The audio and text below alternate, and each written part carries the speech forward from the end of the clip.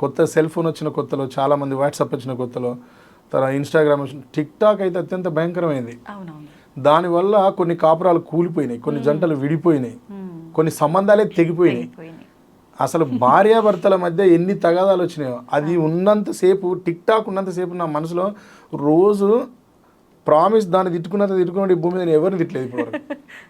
Tick talk అనే యాప్ను irritation నాకు అది ఓపెన్ చేస్తే, అది పోవాలి, అది ఉండద్దు, ఎవరైనా బ్యాన్ చేయాలి, చేస్తే బాగుండు, దీన్ని ఎవరైనా ఫైట్ చేస్తే బాగుండు అని అనిపించేది.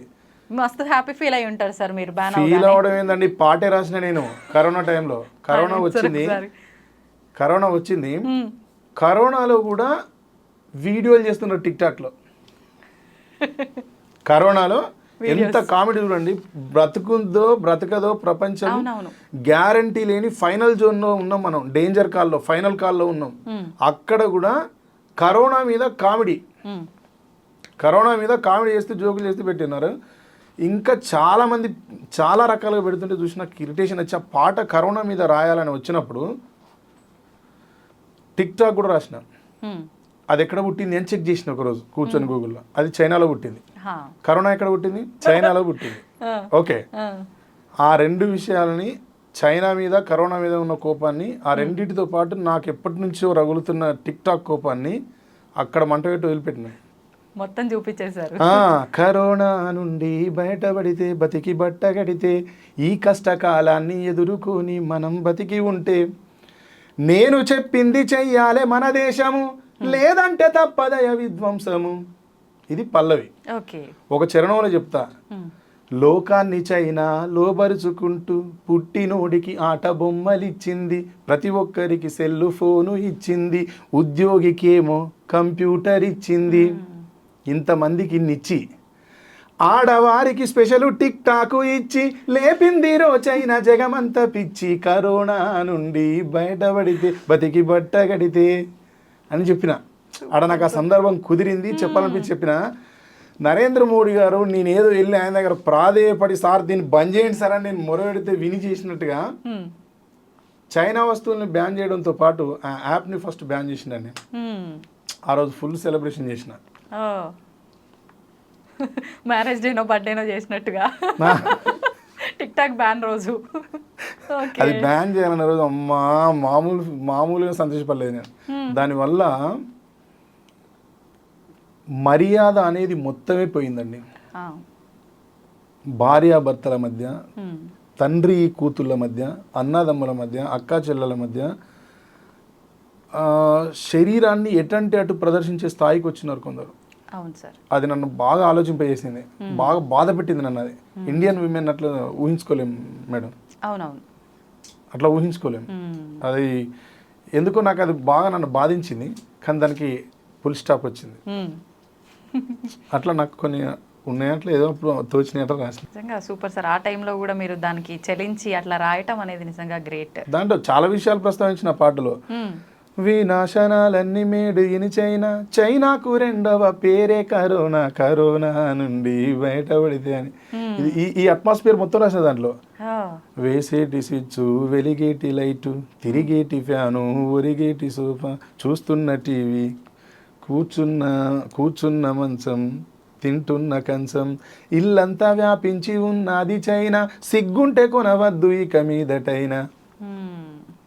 వార్నింగ్ ఇచ్చిర్రు అందరికి ఒక రకంగా. వార్నింగ్ నేను కాదండి, కవి. కవికి ఒక్కొక్కసారి కవి లోపల ధిక్కార స్వరం అనేది ఉంటుంది. వాడిని సమాజం గౌరవిస్తుందండి, సురేందర్ని కాదు.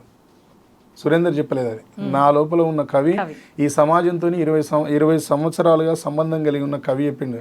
సురేందర్ మాట్లాడితే ఎవరు తీసుకోరు మేడం దాన్ని. ఇప్పుడు తీసుకుంటారు సార్, ఎందుకు తీసుకోరు? ఎప్పుడైనా కవి ఐడెంటిటీ రాక ముందు వరకే కదా సార్ అదంతా. లేదండి, అట్లుండదు. నేను అన్పార్లమెంటరీ మాట్లాడితే ఇప్పుడు ఎవరు తట్టుకోరు, ఇమీడియట్గా స్టార్ట్ చేస్తారు. ఓకే, అట్లుంటుంది. ఓకే సార్, సాయి చంద్ గారి విషయానికి వస్తే, వారికి మీకున్న అనుబంధం, వారు పాడిన రాతి బొమ్మల్లోన పాట చాలా సూపర్ హిట్, అది కూడా. మీ అనుబంధం గురించి. బాణీకి, సాహిత్యానికి, పాటకు, గాత్రానికి, వాయిద్యానికి మీ అందరికీ ఉన్న సంబంధం సాయి చంద్ది నాది, సాయిది నాది, అదే రిలేషన్ మా ఇద్దరిది. పాటే నాకు మంచి మిత్రుడు. నా పాటను ఎక్కువ మోసిన గాయకుడు. ఓకే. గర్జన అని ఉంటాడన్న. గర్జన అన్న తర్వాత ఈ మోడ్రన్ వేదికల మీద నా పాటను బతికించింది సాయి. ఓకే సార్, ఆ పాట ఎంతో మందికి ఇష్టం, నాతో సహా. ఒక 2 లైన్లు మా అందరి కోసం. ఏది? రాతి బొమ్మల్లోన. రాతి బొమ్మల్లోన కొలువైన శివుడా, రక్తబంధం విలువ నీకు తెలియదురా, నుదుటి రాతలు రాసేవో బ్రహ్మదేవా, తల్లి కొడుకుల ప్రేమ నీవు ఎరుగవురా, తెలిసుంటే చెడ్డంత నా కొడుకుని తిరిగి తెచ్చివ్వగలవా నీ మహిమలు, రాతి బొమ్మల్లోన కొలువైన శివుడా, రక్తబంధం విలువ నీకు తెలియదురా. సూపర్ సార్, నిజంగా అసలు హృదయాలన్నీ కదిలించేసినట్టు అవుతుంది ఆ పాట వింటుంటే. అది ఒక అద్భుతమైన పాట. ఇప్పుడు మనం రిలీజ్ చేసింది ఒక అద్భుతమైన పాట. సూపర్. అది బిడ్డను కోల్పోయిన తల్లి, ఇది తల్లి కోసం బిడ్డలందరూ వాడే. అవునవును సార్. అమ్మ పాట విషయానికి వస్తే ఎట్లా, మీరు మళ్ళీ వచ్చేసారు ఆ దారిలో కాబట్టి, తను చెప్పారు నాకేం ఇబ్బంది అనిపించలేదు తెలుగు రాకపోయినా పాట పాడడానికి అని. నాకు తెలిసినంత వరకు మీరు ఇబ్బంది పడే ఉంటారేమో తనకి చెప్పటానికి. లేదు లేదు, ఇది చాలా మందికి తెలియని విషయం. ఇప్పుడు చెప్తాను. ఎప్పటి నుంచో శ్రేయా ఘోషల్ మన దగ్గర పాట పాడుద్ది. నువ్వే మాయ చేసావు కానీ ఓ మనసా చెప్పమ్మా నిజాన్ని. ఇది గ్లోబలైజ్డ్ హిట్ అప్పుడు పాట. మణిశర్మ గారి కంపోజిషన్. ఆమెకు తెలుగు రాదు, ఇప్పటికీ రాదు. పాట పాడడానికి ఉన్న భాష రావడానికి సంబంధం లేదు ఇప్పుడున్న పరిస్థితుల్లో. భావుకథ తెలిస్తే చాలు, భావాన్ని, ఆ expression, music director, lyric writer వాళ్ళు ఇచ్చిన దాన్ని పాడగలిగే నేర్పున్న వాళ్ళు, దాంతోపాటు అంతో ఇంతో సంగీతంలో పట్టున్న వాళ్ళు అయితే ఈజీగా వచ్చేస్తారు బయటికి. అవన్నీ ఈ పిల్లకు ఉన్నాయి ఆ క్వాలిటీస్. ఓకే. ఏకసంతాగ్రహి. మనం ఒక ట్యూన్ చెప్పినాం అంటే మళ్ళీ 2-3 డేస్ తర్వాత అడిగిన కూడా పాడుతుంది. 10 డేస్ తర్వాత గుర్తు చేసిన మళ్ళీ పాడుతుంది. చాలా మనం ఏదైనా ట్యూన్ ఇస్తే విని తొందరగా ఇన్స్పైర్ అవుతుంది, తొందరగా వెతుక్కుంటుంది, పట్టుకుంటుంది. దాంట్లో మనం ఏం చెప్పినాం, మనం ఏం సంగతులు ఎక్కడెక్కడ ఉన్నాయి పట్టుకుంటుంది. ఇంకా వీలైతే అమ్మ పాటలో 2-3 చోట్ల మార్పులు కూడా చేసి పాడింది ఇవే. నేను ఇచ్చిన ట్యూన్ని ఇంప్రూవైజ్ చేసి పాడింది. ఇంప్రెషన్, మంచి ఇంప్రెషన్స్ పాడింది. సూపర్ నిజంగా. నేను అది ఎక్స్పెక్ట్ చేయలేదు. అట్లా అప్పుడు ఈమెకు సంగీత జ్ఞానం ఉంది కాబట్టి ఈమె కూడా ఎమోషనల్ బాగా, కాబట్టి పాటని పట్టుకోగలుగుతుంది. ఈ క్వాలిటీలు ఉన్న వాళ్ళు పైకి వస్తారండి. నేను కాకుండా ఈ అమ్మాయిని ఇంకెవ్వరు పరిచయం చేసినా ఈమె డెఫినెట్గా పైకి వచ్చేది. ఓకే, క్రెడిట్స్ మీరు తీసుకోవట్లే? లేదు మేడం, లేదు. నేచర్ ఎవరిని ఎక్కడెక్కడో డిసైడ్ చేస్తాయి. నేను రాసిన పాట రాతి బొమ్మలో కొలువైన శివుడా, వాడు మా సాయి దాన్ని అద్భుతంగా పట్టుకొని తిరిగేది. వాడు ఆ పాట కోసమే వేదికకు పోయేది. ఒక్కొక్కరికి ఒక్కొక్కటి లైఫ్ ఇస్తుంది. వాడికి పేరు వచ్చింది, నాకు పేరు వచ్చింది కదా. ఎవరి లైఫ్ వాళ్ళది, మళ్ళీ వాడి లైఫ్ వాంది, నా లైఫ్ నాదే. లిరిక్ రైటర్గా నాకు నేను, వాడు పబ్లిక్ పర్ఫార్మర్గా వాడు తిరుగుతూనే ఉండేది. ఎవరి లైఫ్ ఏం డ్యామేజ్ కాలేదు. అట్లా ఎవరు కష్టపడితే వాళ్ళకి పేరు వస్తుంది. కాకపోతే ఒకరికి పేరు రావడంలో ఒకరి పాత్ర కొంత ఉంటుంది, ఇంకొకరి పాత్ర, ఒకరి దాంట్లో ఒకరి పాత్ర ఉంటుంది. దాన్ని ఫస్ట్ తెలుసుకోగలగాలి మనం ఇక్కడ ఎంతవరకు, ఈ అమ్మాయి సక్సెస్లో నా ఎంతవరకు ఉంది, ఈ అమ్మాయి కాకుండా వేరే అమ్మాయితో నడిస్తే ఫ్లాప్ అయ్యేదేమో, పోయేదేమో. కానీ నేను విన్నంత వరకు ఈ అమ్మాయే కరెక్ట్ కాదు ఈ పాటకు అనుకున్నారు, వద్దు అని కూడా అనుకున్నాం. అది నేను చెప్తున్నా కదా, చాలా అనుకున్నాం. ఈ పాట వద్దు, ఇంకో ప్రాజెక్ట్ చేద్దాం, వేరే ఏదైనా పాట చేద్దాం, ఈ పాట ప్లేస్లో ఇంకో 2-3 పాటలు అనుకున్నాం. కానీ మాకు చేరాల నారాయణ గారు అని ఉంటారు, కలయిక ఫౌండేషన్ చైర్మన్ గారు. నాకు అన్నిటికీ సపోర్ట్ చేస్తుంటారు. ఏదైనా ప్రాజెక్టులు చేస్తున్నప్పుడు, ఏదైనా అవసరం పడితే. అట్లా నేను సార్ నుండి అడిగితే, ఎందుకే అమ్మాయిని అన్నిసార్లు పిలిపించి పాడించినావు కదా, పాపం వచ్చింది, ఎందుకు వదిలే, ఈ పాట కాకపోతే ఇంకో పాట చేద్దాం, వదిలే, రిలీజ్ చేసి చూడు ఏమైద్దని అన్నాడు. అట్లా ఆయన మాటని గౌరవించి మేము కూడా ఇంత కష్టపడ్డది కదా నిజంగా ఎన్నిసార్లు వచ్చింది అంటే, మేము పిలిచిన ప్రతిసారి వచ్చింది. ఒకసారి వచ్చిన తర్వాత మేము రికార్డు కూడా చేయలేకపోయినాం. పాపం మళ్ళీ తిరిగి వెళ్ళిపోయింది. పంపిస్తే టైం అనుకూలించలేదు, రికార్డింగ్ థియేటర్ దొరకలేదు, అప్పుడు వెళ్ళిపోయింది. అవన్నీ మళ్ళీ ఒకసారి రీకాల్ చేసుకొని, వదిలేమా, పోని వస్తే రాని అని వదిలిపెట్టినాం. అది ఇట్లా 30 లక్షల దాకా పోయింది. సూపర్ నిజంగా. సరే, ఎన్ని రోజులు పట్టింది ప్రాక్టీస్కి తనకు? ఈమె ప్రాక్టీస్ చేయడం చాలా స్పీడ్గా చేసింది. మ్మ్.